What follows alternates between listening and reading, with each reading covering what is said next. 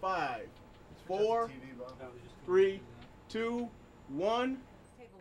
It's the hottest TV show in the county, and it's all about homework. For 25 years, teachers in the Montgomery County school system have rushed from the classroom to the TV studio in order to help students with their homework. Mike DeGraba, who's better known as the Math Dude, has taught in the classroom for over 30 years. Now he's using the media to keep the kids learning. It's a great way of reaching kids that I would never have the opportunity to reach, using a whole different medium than speaking with them in person. We have had the opportunity to help thousands and thousands of kids over the years that I've been doing it. It's very rewarding to be able to do that, and it's a lot of fun. And with multiple ways for kids to reach the Math Dude, it's no wonder why the 2-hour show is packed with nearly every algebra and geometry question a student can come up with. Most of the questions we get are math questions. About 90% of the questions are math questions, because that's what most kids seem to have the hardest time with. It's also the thing that most parents can't help with. A lot of parents might know something about history or grammar or whatever, or you've got Google, and you've got a lot of different places you can look up just facts. How do you spell something? You can look it up in a dictionary. But how do you do a function table? You might not find that somewhere in there, and you might not find it in the form that it's being taught. With us being teachers, we know the curriculum. So when you say function table and you say what grade you're in, we know exactly what's happening in that classroom, and we can pick it up from there and help. Today, not only are the phones ringing off the hook, Homework Hotline.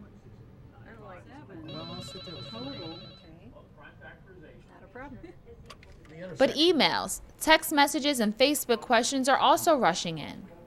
Homework Hotline producer David Fry says it's because of these new media tools that the hotline has become a cool way for students to get help on crucial homework issues. This year we really have expanded the ways that students can contact Homework Hotline Live.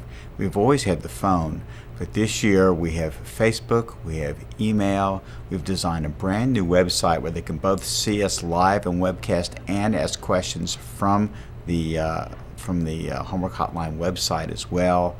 And just about every form of communication you can think of. You can send even text messages from your cell phone, and we'll get them and answer them on the air.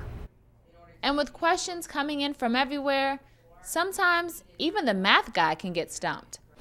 We've got a whole community of people. It's not just us teachers, but we've got people out watching the program, people that are on the internet. We sometimes have to go out and say, hey, if you know the answer to this, send it back to us. Maybe you did it in class today. I wasn't in your classroom, but maybe you did it, and you know a little bit more about that than I do. Help us out. Send us the answer, and that happens quite often.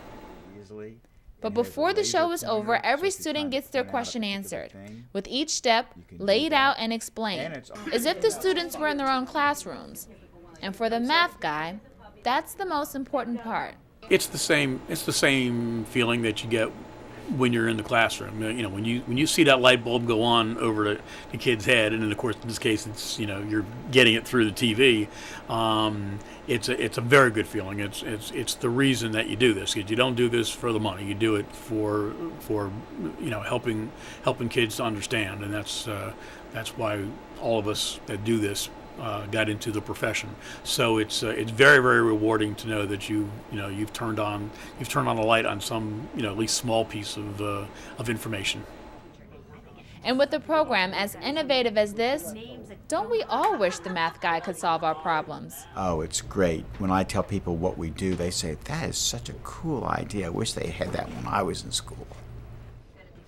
Homework Hotline is on 3 days a week for students and their families. The show is funded by taxpayers and cable TV subscribers. Okay.